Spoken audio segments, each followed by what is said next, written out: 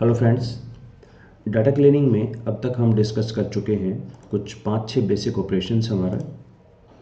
हमने ये सब डिस्कस किए थे कि 5 जो हमारे ऑपरेशंस हैं, आउटलायर, मिसिंग फ्रीक्वेंसी एक्सेट्रा, ये किस किस डाटा में आते हैं। और हमने इस चीज़ को काफ़ी डिटेल में डिस्कस किया था कि 3 चीज़ें ध्यान से देखें: mean median, mean standard deviation, skewness and kurtosis.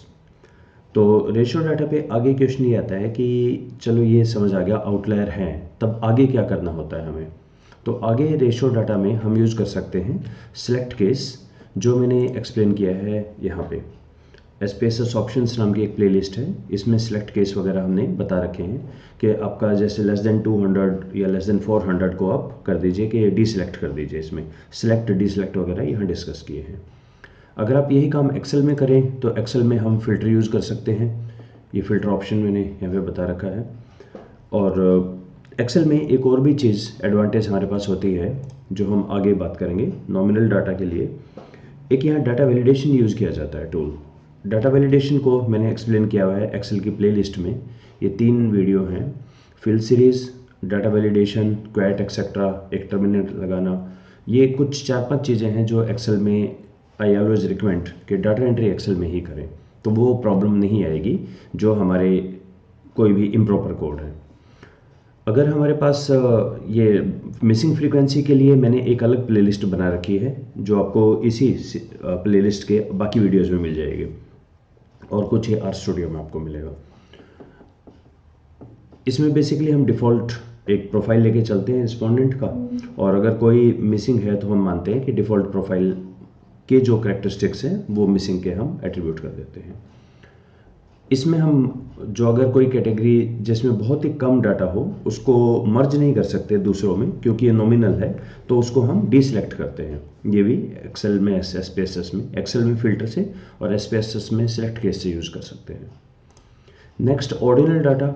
Ordinal data में हम 2-3 चीज़ देखते हैं। ये मैंने एक्सप्लेन किया हुआ है, एक अलग प्लेलिस्ट है हैंडलिंग रैंकिंग डाटा, इसके फर्स्ट वीडियो में यहाँ डिस्कस किया था कि अगर आप एग्जैक्टली चाहे रैंक 1 से 5 तक ही दें, कोई भी गलत रैंक ना दे दें। ऐसा हो सकता है ना, डाटा वैलिडेशन तो करेगा 1 से 5 तक अलाउड है, लेकिन 6-7 को तो एरर देगा।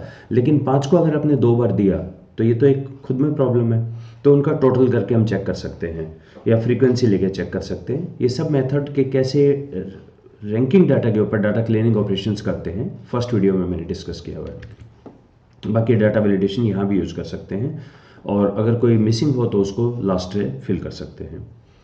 लास्ट से फिल कैसे करें? एक्सेल में तो simple Ctrl+H find and replace कर सकते हैं मिसिंग को लास्ट रैंक से, और SPSS के अंदर रिकॉर्ड ऑप्शन है जो मैंने यहाँ पे समझा रखा है, रिकॉर्ड। नेक्स्ट हमारा स्केल डाटा। स्केल डाटा के अंदर हमारा रहता है कि प्रेफरेबली हमें रखना चाहिए कि ऑड नंबर रखें, ताकि 3 पे या 5 पे जो भी सेंट्रल वैल्यू है, neither agree nor disagree type का आ जाए। इनमें in general 2 point of view हैं। कुछ लोग ये मानते हैं कि आप न्यूट्रल से फिल इन कर दीजिए, क्योंकि अगर हम फोर्सफुल करते हैं उन लोगों को कि आप रिप्लाई करें, तो अगर किसी ने मिस कर दिया है तो basically neither agree nor disagree पे ही है। लेकिन फिर भी कुछ लोग बोलते हैं नहीं, आपको जाना चाहिए मीन स्कोर से।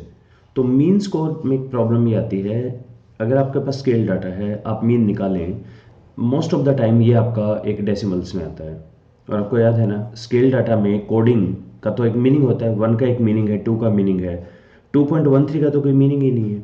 तो उस केस में मिसिंग को कई बार मीडियन वैल्यू से भी रिप्लेस कर देते हैं। मीडियन अक्सर एक कंप्लीट नंबर आता है, वो डेसिमल्स में नहीं आता मैक्सिमम नंबर टाइम्स। तो इसके अलग अलग व्यू पॉइंट है, इनको भी देखिएगा। और डाटा वैलिडेशन यहाँ पे भी यूज़ किया जा सकता है। सो ये बाकी की चीज़ें मुझे लगा कि बस मैं एक बार आपको बता दूं कि ये छोटे छोटे 2-3 हैं SPSS ऑप्शंस में, एक्सेल के ऑप्शंस में, और इसमें इनको कैसे हैंडल करना है, ये आप एक बार देख लीजिएगा। So this concludes our discussion. अगर आपकी कोई भी क्वेरी है, you can any time write to me. Thank you.